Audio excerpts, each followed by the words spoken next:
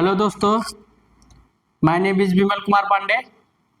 कल हम लोग डमी कॉइल और इक्वलाइजर रिंग के बारे में जाने थे कि डमी कॉइल इक्वलाइजर रिंग क्या होती है इलेक्ट्रिकल मशीन में।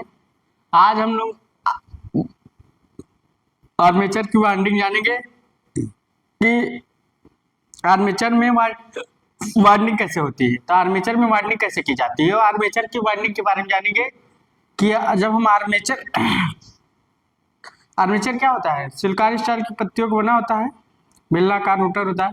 तो जो उसे बनाने उस पर वाइंडिंग करनी जरूरी होती है। तो उस आर्मेचर में वाइंडिंग कितने प्रकार से की जाती है, कैसे की जाती है, हम लोग देखेंगे। उसको वाइंडिंग भी करेंगे कि वाइंडिंग कैसे की जाती है। आज हम लोग आर्मेचर में वाइंडिंग करेंगे, तो वाइंडिंग पढ़ेंगे। Armature winding, armature winding. तो आर्मेचर वाइंडिंग के कितने प्रकार से होती है?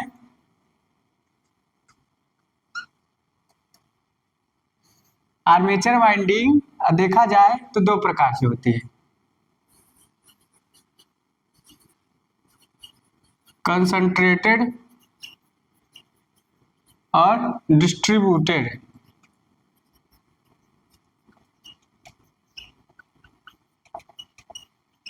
कंसंट्रेटेड और डिस्ट्रीब्यूटेड में दो प्रकार की बाइंडिंग होती है। इन दोनों को अगर कॉमन किया जाए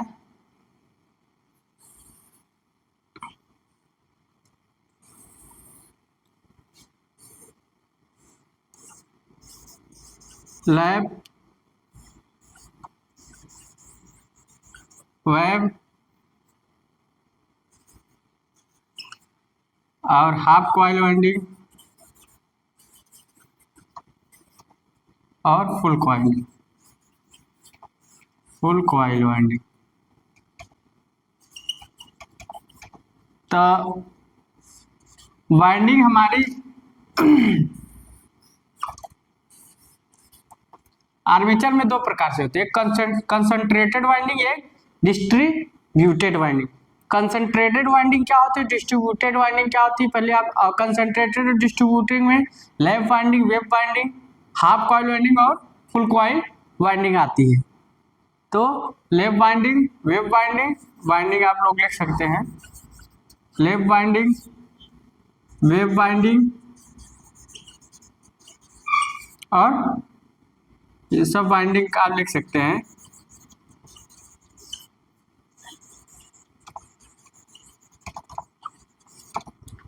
तो हमारा आर्मेचर में दो प्रकार की वाइंडिंग होती है, कंसंट्रेटेड वाइंडिंग होती है, डिस्ट्रीब्यूटेड वाइंडिंग होती है। तो ये दो प्रकार के देखा जाए दोनों मिलाकर दोनों में lap, web, half coil, full coil winding होती है। ठीक, तो इसको आप लोग उतार लीजिए। Armature winding concentrated, distributed, lap, web, half coil और फुल कॉइल वाइंडिंग होती है। ठीक,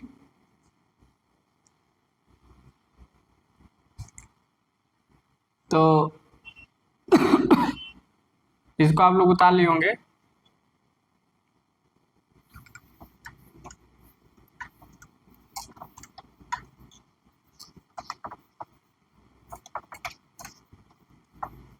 अब चलते हैं, इसमें पढ़ते हैं कंसंट्रेटेड वाइंडिंग।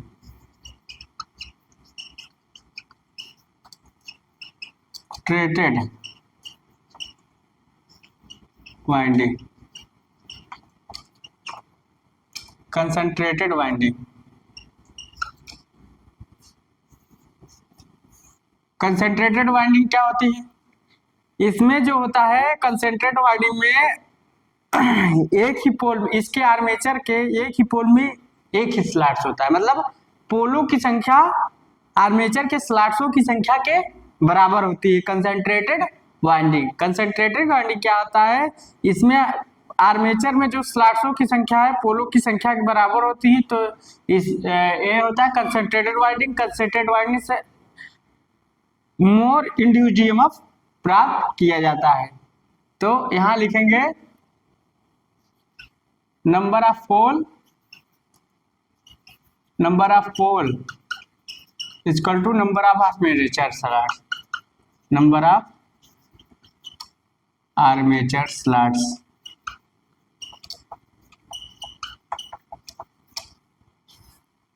अब इसमें क्या पाए जाएंगे, दूसरा number more induced EMF, more induced EMF. तो इसमें दो बातें होती हैं, एक इसमें आर्मेचर जो स्लॉट्सों की संख्या होती है नंबर ऑफ पोल के बराबर होती है, इसमें मोर इंड्यूस्ड ईएमएफ पाए जाते हैं। तो आपका कंसंट्रेटेड वाइंडिंग होती है, ठीक।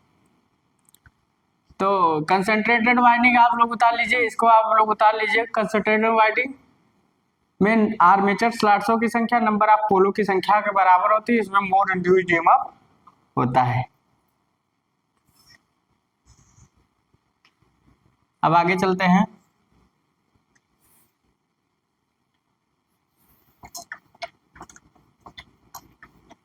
आगे चलते हैं कंसंट्रेटेड वाइंडिंग हो गई। अब डिस्ट्रीब्यूटेड वाइंडिंग पढ़ते हैं थोड़ा।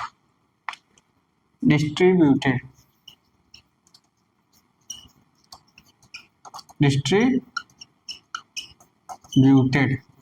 वाइंडिंग,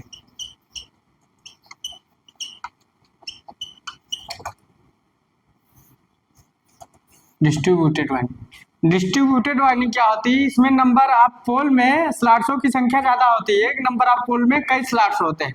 तो इसमें नंबर ऑफ पोलों की संख्या आर्मेचर के स्लॉट्सों की संख्या के बराबर नहीं होती। डिस्ट्रीब्यूटेड वाइंडिंग क्या होती है, नंबर ऑफ पोलों की संख्या नंबर ऑफ आर्मेचर की संख्या के बराबर नहीं होती।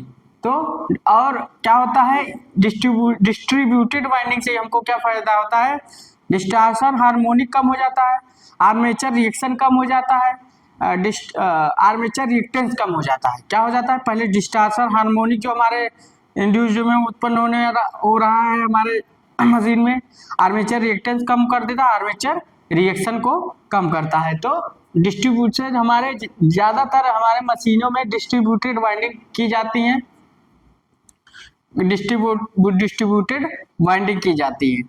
तो ये होते हैं डिस्ट्रीब्यूटेड वाइंडिंग।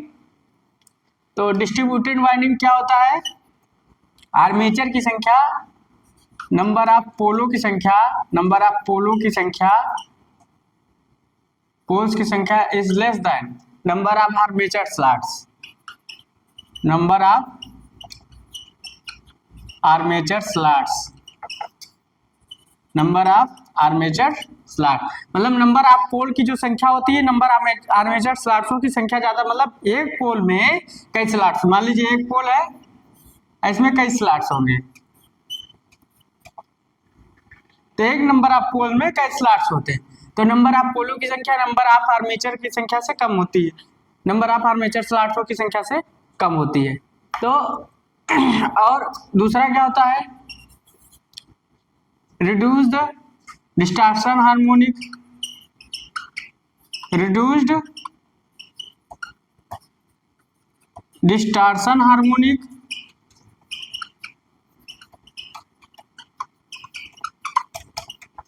और दूसरा क्या होता है, रिड्यूस्ड आर्मेचर रिएक्टेंस,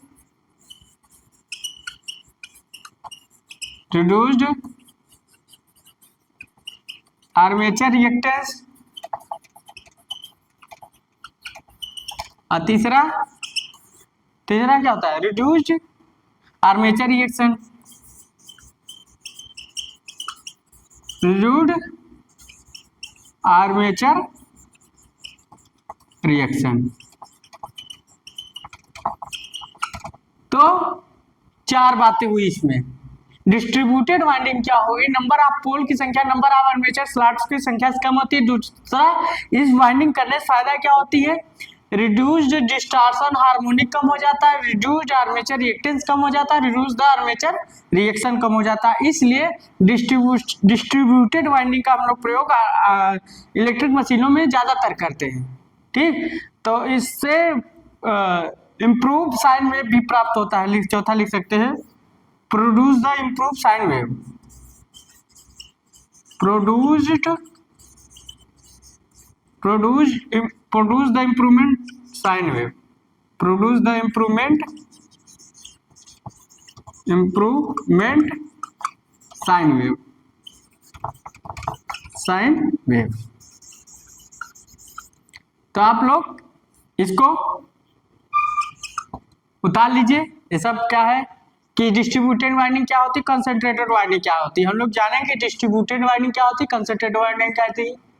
इनमें नंबर ऑफ पोलों की संख्या, नंबर ऑफ आर्मेचर स्लर्सों की संख्या कम होती है, रिड्यूस्ड हार्मोनिक कम होता है, रिड्यूस्ड आर्मेचर रिएक्शन कम होता है, रिड्यूस्ड आर्मेचर रिएक्शन कम होता है, और produce the improve sine wave, मतलब जो प्रोड्यूस साइन वेव का इम्प्रूवमेंट, मतलब जो साइन वेव का जो वेव का तरंग होता है इम्प्रूवमेंट होता है, कुछ सुधार होगा प्राप्त। तो आप लोग ताल ली होंगे इसको, आप लोग इसको ताल लीजिए।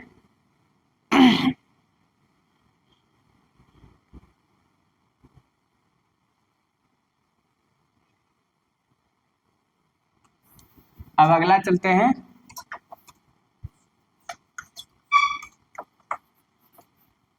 अगला हम लोग चलते हैं, अगला क्या चलते, लैप बाइंडिंग। तो हम लोग कंसंट्रेटेड का लैप बाइंडिंग पढ़ेंगे। यहाँ लिख दें, नहीं आप लोग कंफ्यूज हो जाएंगे। कंसंट्रेटेड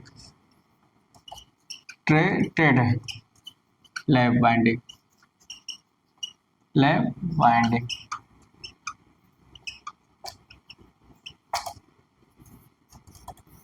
तो अब लैप बाइंडिंग क्या होती है हम सीधा जानेंगे। लैप बाइंडिंग जो हमारा लैप बाइंडिंग चलेगा एक कंसंट्रेटेड में होगा, कब तो कंसंट्रेटेड लैप बाइंडिंग कहते हैं। तो लैप बाइंडिंग हम सीधा चलेंगे। लैप बाइंडिंग होती क्या है,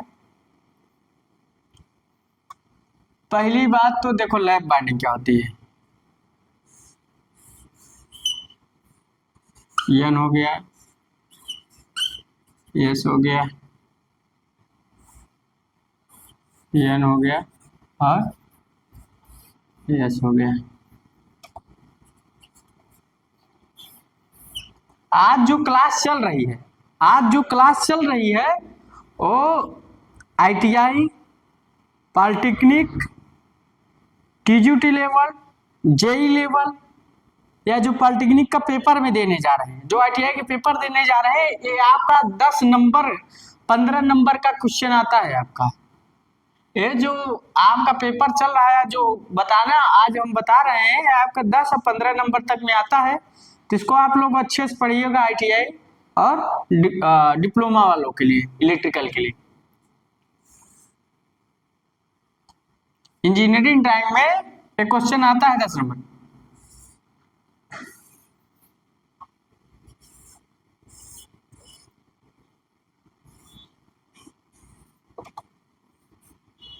तो अब देखो लैप बाइंडिंग है ना, sorry lap binding web binding का बना दिए।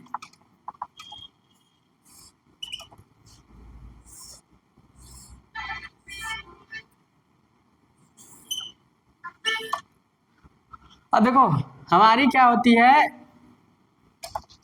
जो लैप बाइंडिंग होती है, पहली बात तो हमारी आर्मेचर के पैरेलल में जुड़ी होती है, आर्मेचर के पैरेलल में वाइंडिंग की जाती है, आर्मेचर के पैरेलल में वाइंडिंग की जाती है। दूसरी बात, इसमें इसका प्रयोग हम हाई करंट और लो वोल्टेज के लिए प्रयोग करते हैं। इसका प्रयोग हम हाई करंट और लो वोल्टेज के लिए प्रयोग करते हैं। आप लोग बातों को ध्यान देते जाइएगा। और तीसरी बात, इसमें जो एवरेज पिच होता है वो क्या होता है, सम होता है। क्या होता है, सम होता है, मतलब इवन होता है। इवन मतलब सम संख्या होगी, जैसे 2 4 6 8 और 10 12 14 क्या होगी, एवरेज पिच का मान सब होता है 2 4 6 8। और उसके बाद बैक पिच और front pitch. Back pitch front pitch का अगर देखा जाए तो इसमें क्या होता है, बैक पिच का जो होता है, बैक है जो फ्रंट पिच में क्या होता है, पहली बात ये दोनों ओड नंबर होते हैं, या तो 5 होगा या तो 7 होगा, या तो 5 5 या 5 हो गया 7 होगा, ओड नंबर होती है। बैक और फ्रंट पिच का मान क्या होता है, ओड होता है। दोनों में 2 का अंतर होगा, देखो 5 और 7 अंतर है ना, या 7 या 5, तो ओड होगा और अंतर होगा, मगर दोनों इक्वल नहीं होंगे, मतलब Y B equal to Y F नहीं होंगे। ठीक, तो एवरेज पिच का मान सम होना चाहिए। बैक पिच और फ्रंट पिच का मान क्या होता है, इक्वल नहीं होना चाहिए, दोनों में 2 का अंतर होना चाहिए, दोनों ओड होना चाहिए, विषम होना चाहिए। और लैप बाइंडिंग में क्या होता है, लैप बाइंडिंग में इक्वलाइजरिंग, हमने पढ़ाया था इक्वलाइजरिंग क्या होता है, इक्वलाइजरिंग का प्रयोग किया जाता है, डमी कॉइल का प्रयोग नहीं किया जाता। तो फिर से हम लोग एक बार बोलते हैं, जो लैप बाइंडिंग क्या होती है, ये आर्मेचर के पैरेलल में की जाती है। दूसरी बात, lap binding high current low voltage के प्रयोग की जाती है। और तीसरी बात, जो एवरेज पिच का मान होता है, एवरेज पिच का मान होता है सम होता है 2 4 6 8 के इक्वल में। बैक पिच और फ्रंट पिच का मान क्या होता है, ओड होता है, विषम होता है, दोनों में 2 का डिफरेंस होता है और दोनों इक्वल नहीं होती। तीसरी बात, इसमें इक्वलाइजरिंग का प्रयोग की जाती है। चौथी बात, इसमें डमी कॉइल का प्रयोग नहीं होता। ठीक, आप लोग इसको थोड़ा सा अगर अपने दिमाग में बैठाने के लिए आप लोग इसको उतार सकते हैं, उतारना चाहे तो आप लोग उतार सकते हैं कि आर्मेचर वाइंडिंग कैसे की जाती है। ठीक, तो आप लोग इसको उतारना चाहे तो उतार लीजिए समझने के लिए। ये आपका बैक पिच हो गया, बैक पिच, ये आपका फ्रंट पिच है, ये आपका एवरेज पिच है। ठीक, अभी इसको लिखवाएंगे, तो आप लोग इसको उतारना चाहे तो उतार लीजिए अपने समझने के लिए, शॉर्टकट में भी। ठीक, आप लोग इसको बना लीजिए। तो कंसंट्रेटेड लैप बाइंडिंग क्या होती है, इसमें एवरेज पिच का मान सम होता है, इवन होता है। Back pitch front pitch equal नहीं होती, बैक पिच और फ्रंट पिच में 2 का डिफरेंस होता है, और दोनों का जब दोनों डिफरेंस है तो दोनों ओड होते हैं, दोनों में 2 का अंतर होना चाहिए, दोनों इक्वल नहीं होना चाहिए। अब आप लोग इसको बना लिए, अब हम आगे लिखाते हैं इसके बारे में, एक एक पॉइंट ये सब आते हैं, डिफरेंस आते हैं, एग्जामों में पूछता है, जे क्वेश्चनों में पूछता है, हर जगह पूछता है। नंबर 1, पहली बात, एवरेज पिच का मान क्या होना चाहिए, सम होना चाहिए।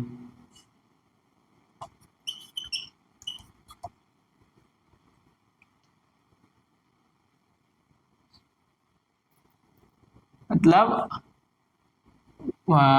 एवरेज पिच क्या होना चाहिए, सम होना चाहिए, मतलब इवन होना चाहिए। तो ऐसा लिखो, value of average pitch even,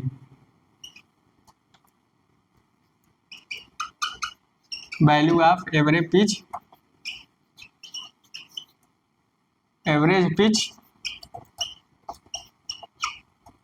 even, even में लिख लो 2 4 6 8 etc। ठीक, तो 2 4 6 8 etc।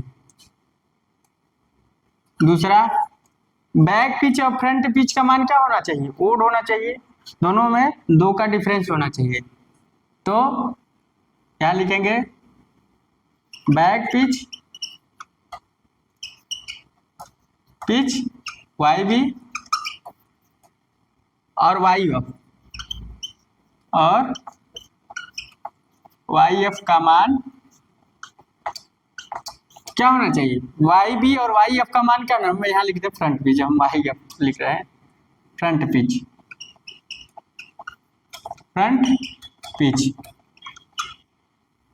Y F. Back pitch और फ्रंट पिच का मान क्या होना चाहिए, विषम होना चाहिए, क्या होना चाहिए, विषम, इसको लिखते हैं ओड, ओड होना चाहिए, और दोनों में 2 का अंतर हो, और दोनों में 2 का अंतर हो,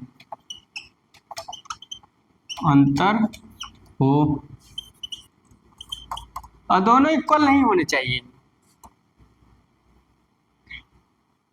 तथा दोनों समान नहीं होनी चाहिए, समान नहीं होने चाहिए। ठीक, तो बैक पिच इसमें क्या हुआ, एवरेज पिच का मान इवन होना चाहिए, बैक पिच फ्रंट पिच का विषम होना, दोनों में 2 का अंतर होना चाहिए तथा दोनों समान नहीं होना चाहिए। तीसरा, यह आर्मेचर के सीरीज में वाइंडिंग की जाती है, यह आर्मेचर के पैरेलल में वाइंडिंग की जाती है। Winding of parallel of armature winding, या ऐसे लिखो, आर्मेचर के समांतर में वाइंडिंग की जाती है,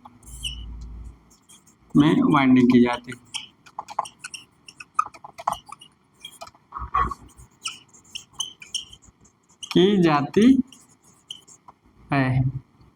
चौथा क्या होता है,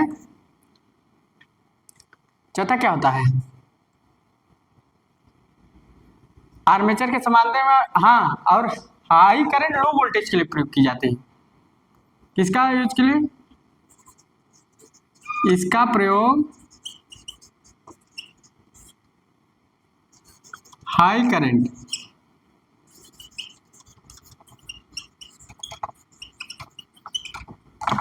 लो वोल्टेज के लिए, गिनना उतार लीजिए, इसका प्रयोग हाई करंट और लो वोल्टेज के लिए प्रयोग की जाती है, इतना आप लोग उतार लीजिए। तो वैल्यू ऑफ एवरेज पिच का मान इवन होना चाहिए, 2 4 6 8 जो भी आए। बैक पिच और फ्रंट पिच का मान विषम होना चाहिए और दोनों में 2 का अंतर होना चाहिए तथा दोनों समान नहीं होनी चाहिए। आर्मेचर के समांतर में वाइंडिंग की जाती है, आर्मेचर के समांतर में पैरेलल में वाइंडिंग की जाती है, और तथा इसका प्रयोग किसका, हाई करंट और लो वोल्टेज के लिए प्रयोग किया जाता है। आप लोग इसको उतार लीजिए।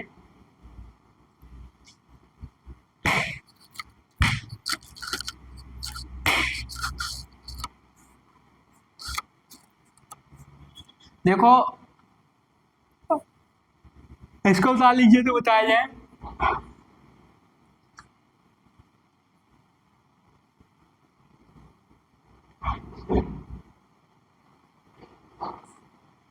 तो एवरेज वैल्यू ऑफ एवरेज चीज का मान इवन हो चाहे, बैक पिच और फ्रंट पिच का मान दोनों का 2 का अंतर था, दोनों का समान नहीं होने चाहिए। आर्मेचर के समांतर में या आर्मेचर के समांतर में वाइंडिंग की जाती है सब। अब इसको डिलीट कर देते हैं, आगे चलते हैं। और इसमें लिखते हैं 5वां नंबर लिखते हैं, इसमें इक्वलाइजर रिंग की आवश्यकता होती है, इसमें इक्वलाइजर रिंग की आवश्यकता होती है।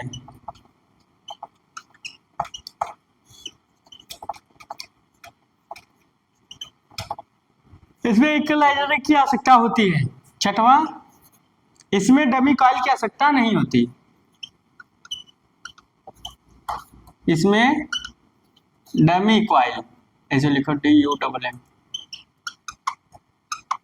डमी कॉइल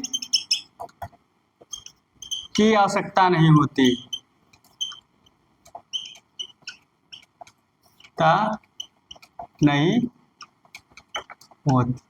ये पॉइंट थे जो कि आर्मेचर वाइंडिंग में हम लोगों ने लिखे। आर्मेचर के लैप वाइंडिंग में हम लोगों ने लिखे कि क्या क्या होना चाहिए। इसको आप लोग उतार लीजिए थोड़ा। इसमें इक्वलाइजर रिंग की आवश्यकता होती, इसमें डमी कॉइल की आवश्यकता नहीं होती। तो देखा जाए,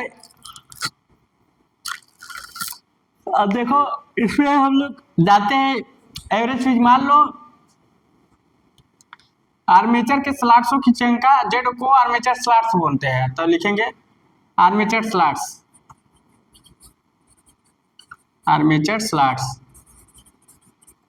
स्लॉट्सों की संख्या कितनी, मान लो 16 है।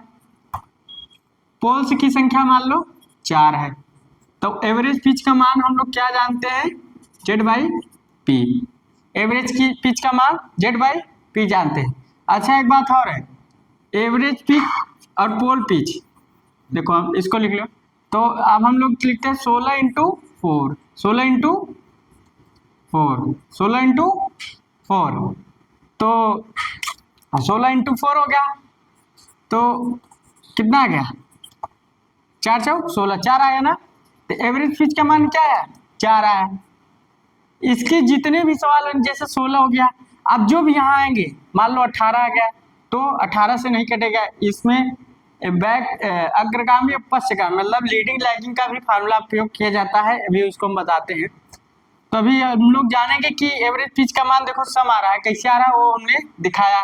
दूसरा बात, और इसमें क्या, दोनों में दो, बैक पिच और फ्रंट पिच में दोनों में 2 अंक का अंतर होना चाहिए। तो हम एक फार्मूला जानते हैं, वाई बी इक्वल टू क्या होता है, वाई ए प्लस वाई वन। मतलब एवरेज पिच में बैक पिच का मान निकालते हैं तो एवरेज पिच में वाई ए प्लस 1 कर देते हैं, और वाई एफ का मान निकालते हैं वाई ए माइनस। आप लोग इसको उतार लीजिएगा अपने याद करने के लिए, क्योंकि इसी का हम इसी फार्मूले का भी प्रयोग करेंगे, ठीक। तो ये आप लोग इसको उतार लीजिए। अब देखो, तो 4 1 5, 4 में से 1 गए 4 प्लस 1 5, और 4 में से गए 3। देखो अब बैक पिच और फ्रंट पिच का मान देखो, बैक पिच और फ्रंट पिच का मान देखो, अंतर है दोनों विषम है, 3 और 5, 5 और 3, और दोनों में 2 का अंतर है, इक्वल भी नहीं है। तो ये हमारा जो था, अब यहाँ हम लिख सकते हैं Y B equal to Y F not equal to, मतलब वाई बी और वाई एफ आपस में बराबर नहीं है, वाई बी और वाई एफ आपस में बराबर नहीं है। तो यहाँ बैक पिच और फ्रंट पिच आपको निकाल के दिखाया क्या होता है, इसको आप लोग उतार लीजिए अपने समझने के लिए। ये आप फार्मूला थोड़ा याद रखिएगा, क्योंकि हम लोग इसको निकालेंगे। अभी सारा फार्मूला लिखवा देते। तो हमने एक चीज लिखवा दिया कि बैक पिच क्या होता है, फ्रंट पिच क्या होता है। अब बैक पिच का फ्रंट पिच का मान कैसे निकालें, दोनों इक्वल नहीं चाहिए, दोनों विषम होते हैं। एवरेज पिच का मान कितना होना चाहिए, सम होना चाहिए।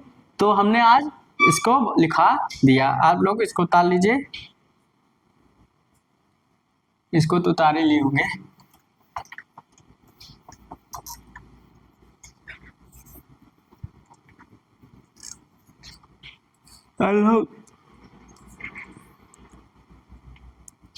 ये आपके लैब बाइंडिंग हो गई, क्या हो गई, लैब बाइंडिंग हो गई। इसको आप लोग उतार लीजिए।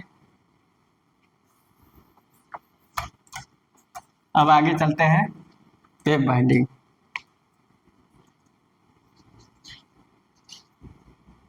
कंसंट्रेटेड वेब बाइंडिंग है भाई, आप लोग याद रखिएगा, कंसंट्रेटेड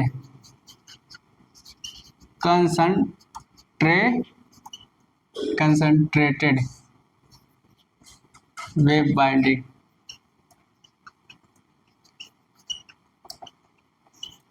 तब देखा जाए कंसंट्रेटेड वेब बाइंडिंग क्या होता है। वेब बाइंडिंग क्या होता है, देखो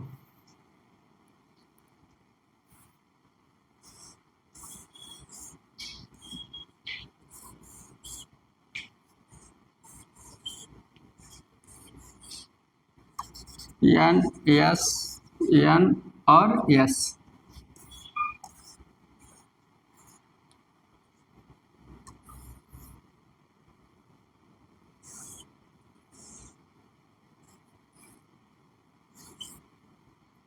पहली बात तो आर्मेचर के सीरीज में जुड़ी होती है।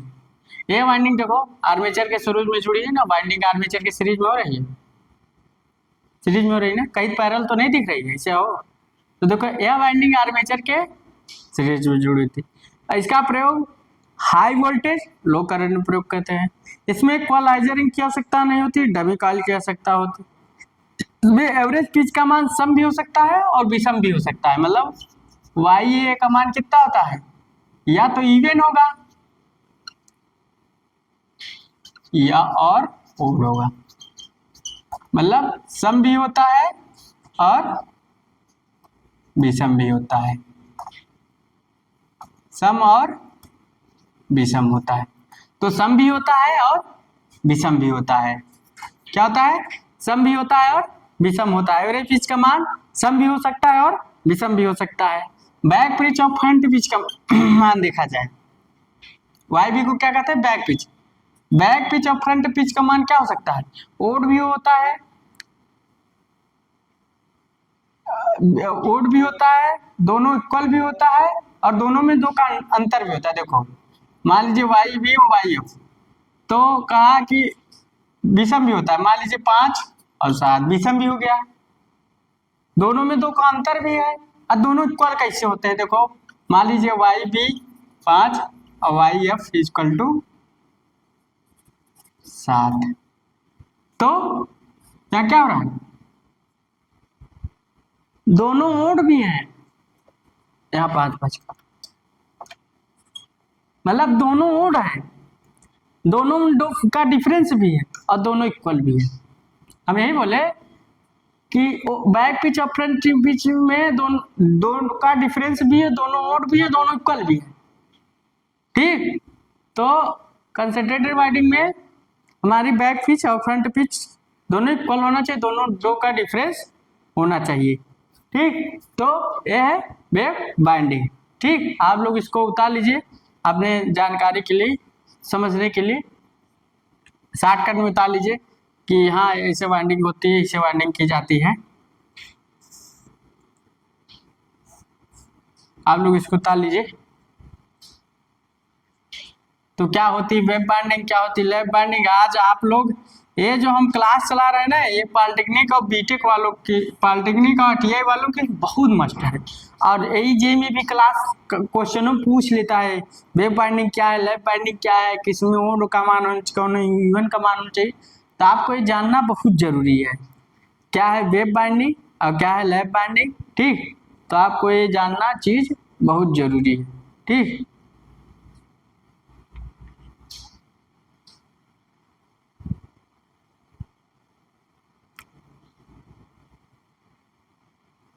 तो ये आप लोग उतार लिए होगे। अब इसमें हम लोग पॉइंट टू पॉइंट लिखते हैं। पॉइंट क्या लिखते हैं,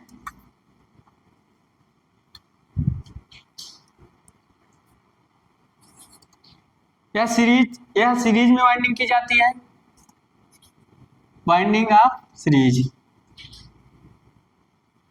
winding in series.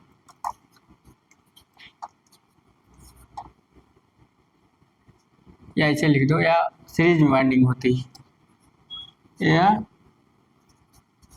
SERIS series में वाइंडिंग होती है, सीरीज में वाइंडिंग, या आर्मेचर के सीरीज में वाइंडिंग होती है, या ऐसे लिखो आर्मेचर की सीरीज में वाइंडिंग होती है, आर्मेचर के सीरीज में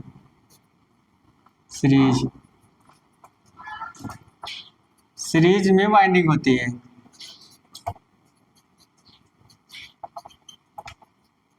वाइंडिंग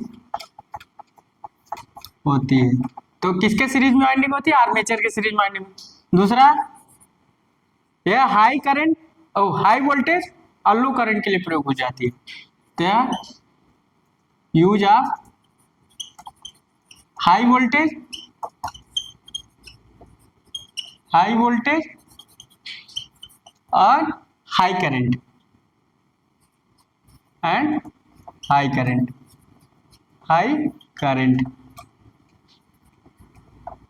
किसके लिए, हाई करंट के लिए। एक क्वेश्चन पूछता है जैसे लैब बाइंडिंग में हाई करंट लो वोल्टेज के लिए, हाई वोल्टेज लो करंट, ये चीज आप दोनों याद रखिएगा, ज्यादातर पूछता है हर क्वेश्चनों हर एग्जामों में कि जो आर्मेचर वाइंडिंग है हाई वोल्टेज हाई करंट के लिए प्रयोग की जाती है वेव बाइंडिंग। तीसरा, इसमें डमी कॉइल की आवश्यकता होती है, इसमें ऐसे लिखो, इसमें डमी कॉइल की आवश्यकता होती है,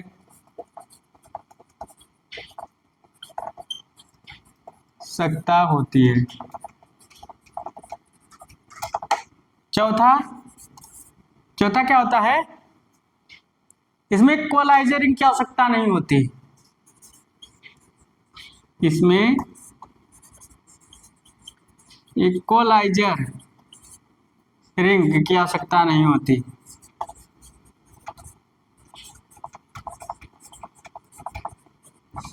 सकता नहीं होती। ये लगभग चाहे एमटेक हो, चाहे बीटेक हो, चाहे आई हो, चाहे जेई हो, चाहे डिप्लोमा, चाहे सबके लिए यूजफुल चीज है। अब जानकारी भी हो जाती है, इसमें इक्वलाइजरिंग की आवश्यकता नहीं होती। और हाँ, एवरेज पिच का मान क्या होता है? सम होता है। Value of average pitch, average pitch, average pitch का मान क्या होता है? इवन होता है।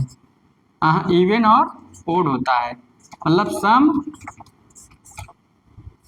तथा या विषम, इवन ओड, ओड को बोलते हैं विषम, विषम होता है। इसको आप लोग उतार लीजिए थोड़ा, तो हम आगे चलते हैं।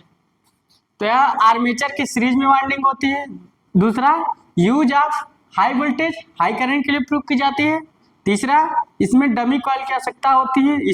चौथा, इसमें इक्वलाइजर रिंग की आवश्यकता नहीं होती। पांचवा, value of average pitch even और ओड होता है। एवरेज पिच का जो मान होता है, वाई का मान होता है इवन और ओड होता है। तो हम लोग देखेंगे, देख भी ले, बता भी ले, अभी बताएंगे इसको कैसे क्या होता है। आप लोग जानोगे भी क्या होता है क्या होता है, तो हम भी आपको बारे में बताएंगे। इस पर वाइंडिंग भी करवाएंगे, वेब बाइंडिंग, क्या वेब बाइंडिंग भी करवाएंगे, तो आपको सारा बताया जाएगा।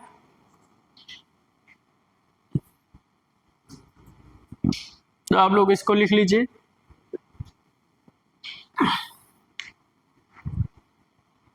तो आर्मेचर की सीरीज में वाइंडिंग होती है। ये use of high voltage high current के लिए भी इसमें डमी कॉइल की आवश्यकता होती है, इसमें इक्वलाइजरिंग की आवश्यकता नहीं होती। Average value of value of average pitch even और ओड विषम होता है।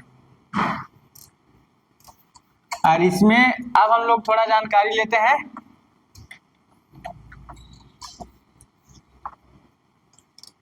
इसको देखा जाए, मान लीजिए इसमें स्लॉट्स की संख्या, स्लॉट्स इसको बोलते हैं, स्लॉट्स, जेड को बोलते हैं स्लॉट्स। इसमें स्लॉट्स की संख्या मान लीजिए कितनी है? 18 है। 18। पोल्स की संख्या मान लीजिए 4 है।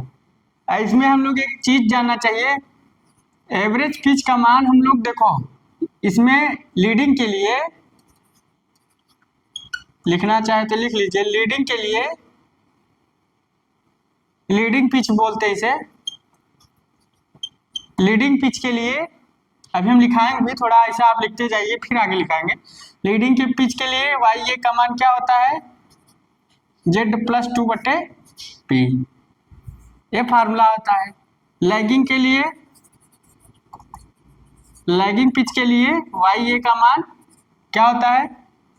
Z-2/P, Z-2/P। और इसके बराबर क्या होता है? YB+YF/2। इसके बराबर क्या होता है? YB+YF/2। ठीक, इसको आप लोग उतार लीजिए। अब इसी से हम लोग, चाहे वेब बाइंडिंग में हो चाहे लैब बाइंडिंग में हो, दोनों में फार्मूला लगता है। मान लीजिए कभी केस आ जाता है, इन केस चाहे वेब बाइंडिंग में हो चाहे लैब बाइंडिंग में, दोनों में फार्मूला लगता है। और जो फार्मूला बताए हैं वाई ए प्लस हो, वो सिर्फ लैब बाइंडिंग में यूज होगा। जैसे बैक पिच का मान निकाल रहे हैं तो YA+YN, और फ्रंट पिच का मान निकाल रहे हैं तो YA-YU, YA-1। तो ये लीडिंग के लिए है, लैगिंग के लिए। अब लोग हम लोग 18 का प्रयोग करते हैं। इसको डिलीट कर दीजिए, आप लोग इसको उतार लीजिए, उतार लिए होंगे तो इसको आप लोग उतार लीजिए। अब हम लोग चलते हैं आगे। तो देखते हैं, मान लीजिए अब हम वाई ए का वैल्यू मान निकाल, मान लीजिए लैगिंग है, लैगिंग है, सवाल लैगिंग दिया है, तो वाई ए इसका मान क्या होगा, 18 माइनस 2 इंटू 4, तो कितना हुआ 16 इंटू 4, तो और भी आ गया। अब इवन देखते हैं लीडिंग के लिए, किसके के लिए, लीडिंग के लिए, तो Y equal to Z plus 2 हम जानते हैं बटे पी, तो यहाँ लिखते हैं 18 प्लस 2 इंटू 4, तो कितना हुआ 20 इंटू 4, 5। अब देखो यहाँ देखो, यहाँ क्या गया, और भी आ गया, यहाँ इवन है, यहाँ क्या है इवन है, और यहाँ ओड भी है, मतलब यहाँ इवन भी है और यहाँ ओड भी है। लीडिंग के लिए देखो हमने क्या बोला था, जो एवरेज पिच का मान इवन भी होता है और ओड भी होता है, वो आपके सामने प्रूव हो गया। अब हम लोग वाई भी वाई एफ का मान निकालते हैं, चलो इससे हम निकालते हैं इक्वेशन 1 वाले से, काम इक्वेशन 1 से, तो वाई बी, तो हम लोग वाई ए बराबर क्या जानते हैं, Y B plus Y F बटे 2 इक्वल टू कितना है 4, वाई ए का मान कितना है 4, तो Y B plus Y F बटे 8। अब एक चीज और आप लोग जान लीजिए, Y B minus Y F 0 and 2, ये क्या होता है, फार्मूला रखते हैं, या तो 0 रखेंगे Y B minus Y F equal to 0, या तो क्या रखेंगे 0 रखेंगे, या तो 0 रखेंगे या तो 2 रखेंगे, दो ये चीज रखेंगे, या तो 0 रखेंगे या तो 2 रखेंगे, क्या रखेंगे, या तो 0 रखेंगे या तो 2 रखेंगे, ठीक। तो अब हमें इस अनुसार रखेंगे कि हमारा जो एवरेज पिच, बैक पिच और फ्रंट पिच का मान बीसा माना चाहिए, अपने दिमाग से लगा कर रखेंगे, तो Y B minus Y F. अब देखो हम यहाँ अगर 2 रख देते हैं तो 8 2 10, जोड़ेंगे तो वाई बी का मान 5 आ जाएगा, ठीक। अब 2 रख सकते हैं, 0 रखेंगे तो क्या होगा, 0 रखेंगे तो 8 आ जाएगा, मान लो हम 8 रखते हैं तो 2 वाई बी, तो वाई बी का मान 4 आ जाएगा। हमको ऑर्डर निकालना है, हमको ऑर्डर निकालना है, तो हम लोग 2 रखेंगे, तो 8 2 10, जोड़ दिए, यहाँ प्लस यहाँ प्लस यहाँ प्लस, एक कट गया, तो 2 वाई बी इक्वल टू कितना 10, तो वाई बी इक्वल टू कितना हो गया 5। अब वाई एफ का मान इसमें रख के निकाल लेते हैं, तो वाई बी का मान हम किस में रख देते हैं, इक्वेशन 1 मान लो यहाँ, तो इक्वेशन 1 में हम इसमें वाई बी का मान रख देते हैं 5 plus Y F equal to कितना 8, वाई एफ इक्वल टू 3। तो देखो वाई बी और वाई एफ मतलब बैक पिच और फ्रंट पिच, बैक पिच और फ्रंट पिच का मान देखो ओड है, डिफरेंस है, दोनों में 2 का अंतर है, ठीक, दोनों में 2 का अंतर है। आप लोग इसको उतार लीजिए, ये भी फार्मूला याद कर लीजिएगा, लोग उतार लीजिए पहले।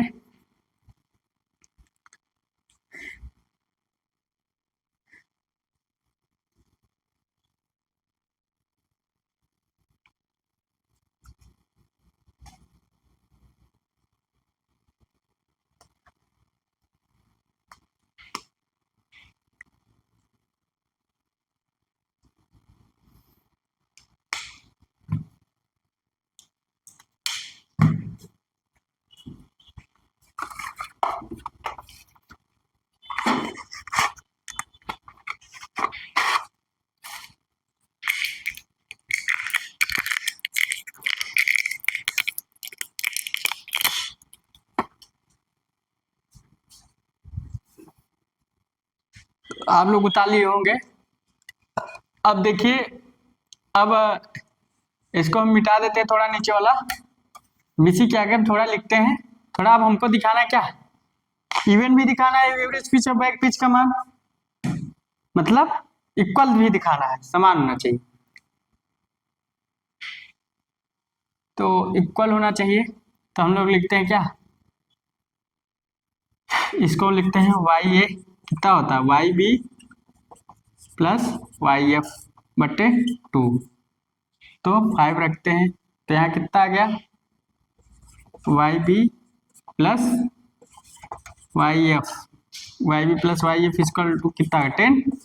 अब Y B minus Y F, अब यहाँ 2 रखे कि 0, देखो 2 रखेंगे तो 12 आ जाएगा, तो वाई बी बराबर 6 आ जाएगा, तो हम लोग 0 रखते हैं, अपने अनुसार रखते हैं, इसको जोड़ देते हैं, तो यहाँ Y B 2YB equal to कितना हो गया 10, वाई बी इक्वल टू कितना हो गया 5, वाई बी 5। अब वाई बी का मान इसमें रखोगे, इक्वेशन 1 में रख दोगे तो कितना आएगा, वाई एफ का मान 5 आ जाएगा। तो यहाँ देखो वाई बी वाई एफ का मान भी इक्वल आ गया, मतलब जो हमने बताया तो सारा प्रूफ हो रहा है, मतलब Y B equal to Y F, मतलब दोनों में 2 का डिफरेंस भी है, दोनों इक्वल भी हैं और दोनों ओड भी हैं। तो जो हमने बताया था वो सारा हमने प्रूव करके आप लोगों के सामने बता दिया कि दोनों में 2 का डिफरेंस है, दोनों में 2 का अंतर भी है, तो आप लोग इसको ताल लीजिएगा। जो लिखाया जा रहा है आपके सामने हमने प्रूव भी किया कि हाँ ऐसा हो सकता है, ठीक, तो ऐसा हमने लिखाया है, ठीक, तो ये बैक पिच है, ठीक।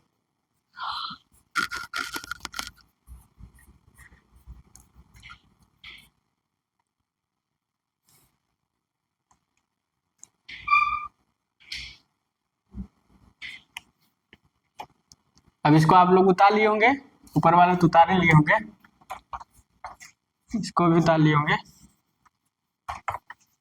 अब आते हैं हाफ कॉइल वाइंडिंग, क्या आते हैं, हाफ कॉइल वाइंडिंग,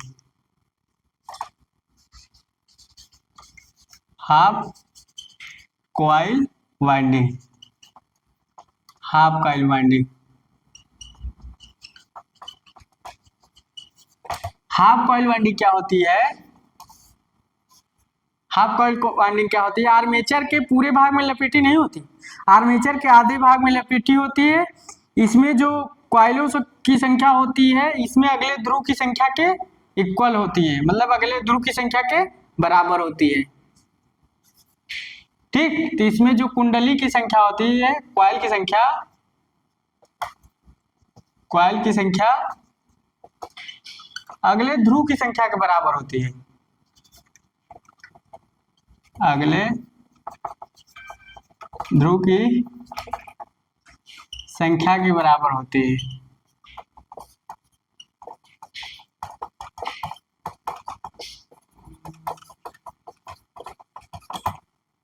और यह वाइंडिंग आर्मेचर के पूरे भाग में नहीं होती, मतलब आर्मेचर के पूरे भाग पर लपेटी नहीं होती, यह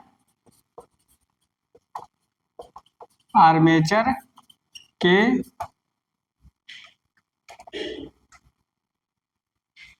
यह आर्मेचर के पूरे भाग में लपेटी नहीं होती, भाग में वाइंडिंग नहीं होती, वाइंडिंग मतलब लपेटना, वाइंडिंग नहीं होती, होती। तीसरा, यह फुल पिच वाइंडिंग कहलाती है, लगभग यह फुल पिच वाइंडिंग कहलाती है, फुल पिच वाइंडिंग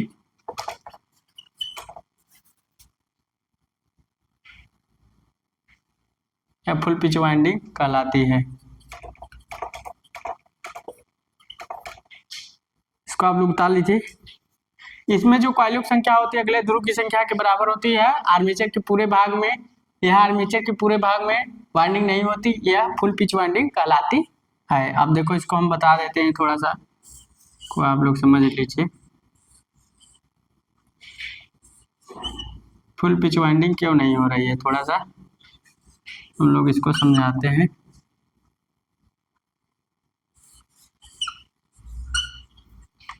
थोड़ा समझाते हैं,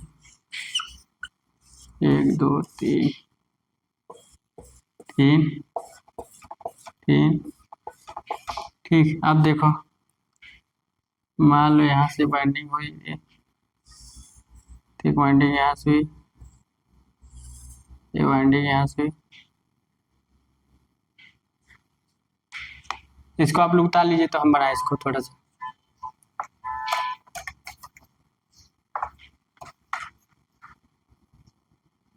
आप लोग इसको उतार लीजिए।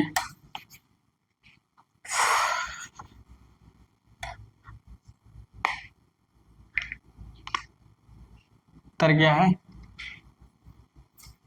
तो एक कॉइल, इसके कॉइलों की संख्या अगले ध्रुव की संख्या के बराबर होती है, आर्मेचर पूरे भाग में वाइंडिंग नहीं होती है, फुल पिच वाइंडिंग कहलाती है। अब देखो हम लोग इसको थोड़ा सा देखो बनाते हैं। एन एन थोड़ा नीचे बना है और मान लो आ जाए 1 2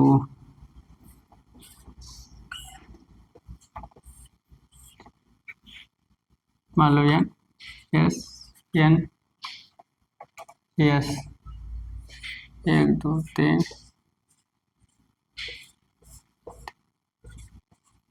3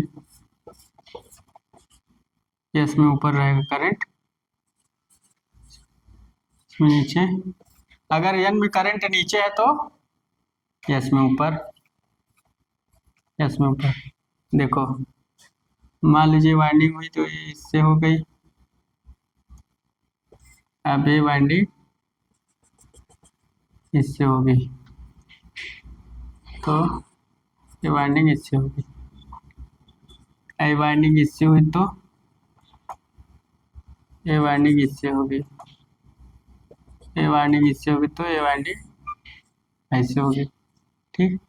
फिर ये वाइंडिंग ऐसे होगी तो ये वाइंडिंग ऐसे होगी, ये वाइंडिंग ऐसे होगी तो ये वाइंडिंग ऐसे होगी।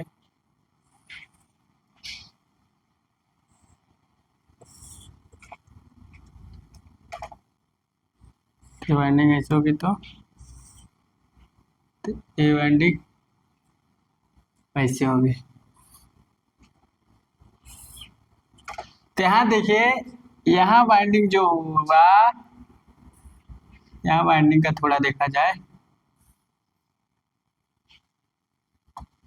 यहाँ देखा जाए, पहली बात यह जो वाइंडिंग है आर्मेचर के पूरे भाग में नहीं लपेटी, देखो यहाँ से इसको ऐसे लपेटना चाहिए, ऐसे, तब पूरे भाग में लपेटा जाता, आधे भाग में लपेटा आधे भाग में नहीं। इसको आप लोग उतारना हो तो बना लीजिए ये समझने के लिए। तो यहाँ आपकी आर्मेचर वाइंडिंग है, आप समझने के लिए उतार लीजिए, इसको उतार लीजिए।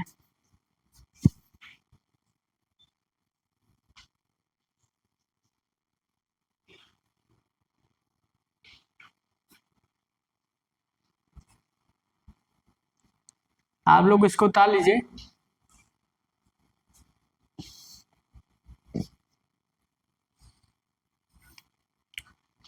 तो ये जो है कि हाफ कॉइल वाइंडिंग होती है जो आर्मेचर के पूरे भाग में लपेटी नहीं होती। और क्या होता है, और क्या होता है, और ये होता है कि यह फुल पिच वाइंडिंग का है, इसमें जो कॉइलों की संख्या होती है अगले ध्रुव की संख्या के बराबर होती है, अगले ध्रुव की संख्या में स्थित होती है, अगले ध्रुव संख्या बराबर होती है, तो इसे हाफ कॉइल वाइंडिंग कहते हैं। देखो सीरीज में है, ये ऐसे जुड़ा है, फिर ऐसे है, फिर ऐसे गया, फिर ऐसे देखो ऐसे जुड़ा, फिर ऐसे है, फिर ऐसे है, फिर ऐसे गया, ऐसे। तो ये सीरीज में वाइंडिंग कर रही है, हाफ कॉइल वाइंडिंग, ठीक। एन और एस, एन और एस, ठीक। एन में करंट नीचे, एस में ऊपर, एन में नीचे, एस में ऊपर, ठीक। तब हम लोग चलते हैं, इसको मिटा देते हैं, ताली होंगे आप लोग। अब हम लोग फुल कॉइल वाइंडिंग पढ़ते हैं, last full coil winding, full coil winding, winding full coil winding क्या होती है? यह आर्मेचर के पूरे भाग पे लपेटी होती है। नंबर 1, यह आर्मेचर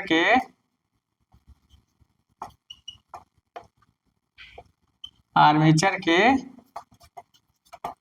पूरे भाग पर लपेटी होती, पूरे भाग पर वाइंडिंग होती, पूरे भाग पर वाइंडिंग होती है। यह आर्मेचर के पूरे भाग पर क्या होती? वाइंडिंग होती, पूरे भाग पर लपेटी होती। इसे डबल लेयर वाइंडिंग कहते हैं। इसे double DUBLE double layer winding कहते हैं। तीसरा, इसमें जो पोलों की संख्या, इसमें 2 स्लॉट्स होते हैं। एक पोल में 2 स्लॉट्स होते हैं, एक पोल में 2 स्लॉट्स होते हैं। ठीक, तो इसको रहने दो, इतना जान लो।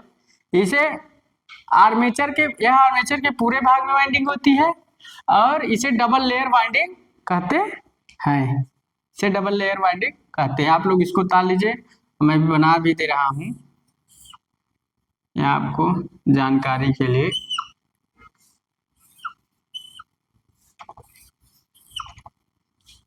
तो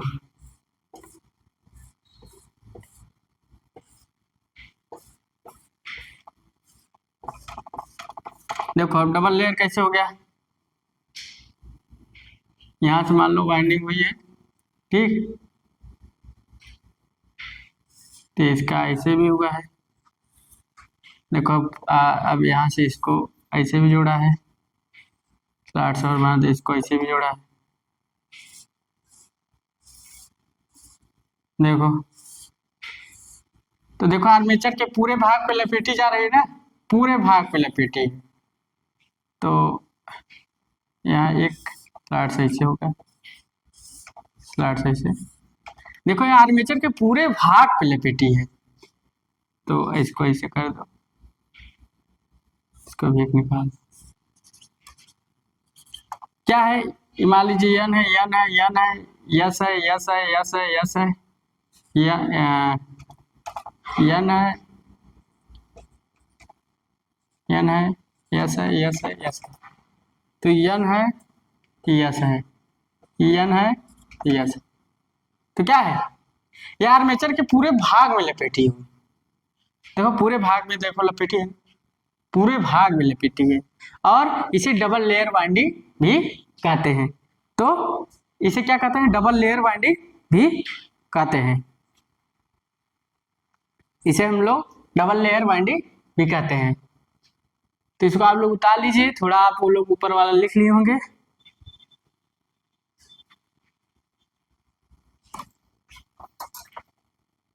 आप लोग इसको बनाना है तो बना लीजिए।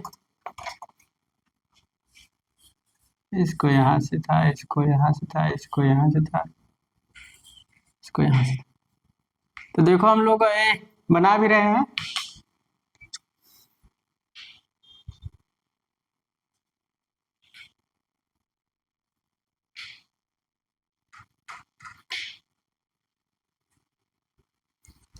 अगर हमारे बताने का तरीका आपको अच्छा लग रहा है कि आपको जितनी भी मैं नॉलेज दे रहा हूँ, जितनी भी मैं नॉलेज दे रहा हूँ कि आपके अच्छे इन फ्यूचर के लिए भी सही है, कंपटीशन एग्जाम के लिए भी सही है, क्या कैसे पूछता हूँ मैं इसको भी बताता हूँ, एक्सप्लेन भी करता हूँ। और उसके बाद यहाँ मैं आपको बनाया भी रहा हूँ। मेरा क्लास चलाने का मतलब है कि कंपटीशन की तरफ भी मैं पढ़ाता हूँ और थ्योरेटिकल की भी तरह पढ़ा रहा हूँ, क्लास की तरह भी पढ़ा रहा हूँ। आपको ऐसा नहीं लगेगा कि मैं सिर्फ कंपटीशन आपको ऐसा लगेगा कि मैं क्लास की तरह पढ़ा रहा हूँ। और ये आपको जेई की तरह आपके जितने भी मैं ला रहा हूँ, जितने भी इसमें मिक्स कर रहा हूँ, सारे कंपटीशन लेवल हैं। इसमें डिप्लोमा जो कर रहा है, बीटेक कर रहा है, उनके लिए सारे फायदे हैं। तो अगर आपको वीडियो मेरा अच्छा लगा हो तो एक बार लाइक एंड सब्सक्राइब कर दीजिएगा, बेल आइकन को दबा दीजिएगा। थैंक्स।